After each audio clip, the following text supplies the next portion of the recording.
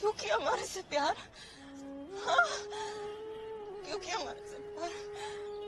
और क्यों किया हमारे से प्यार? क्यों किया? एक बात कहूं, तुम लोगों का विश्वास जीतते हो और उसे तोड़ देते हो। विश्वास जीतना आसान है, उसे तोड़ना उससे भी आसान है, मगर मुश्किल है उस विश्वास को निभाना।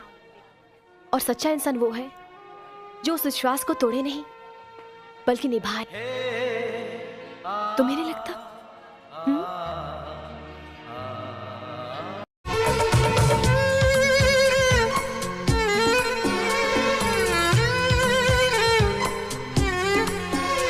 मत करो मुझसे इतनी मोहब्बत देव, बहुत तड़पोगे, बेवजह तकलीफ होगी तुम्हें।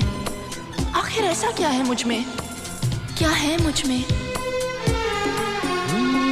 दुनिया ने ठुकराया है, बस तुमने अपनाया है। दुनिया ने ठुकराया है, बस तुमने अपनाया है। दिल को कितना चैन मिला, सबने इतना सता। मुझे सोने का महल नहीं चाहिए, एक इंसान का प्यार चाहिए, एक इंसान का। समझे तुम?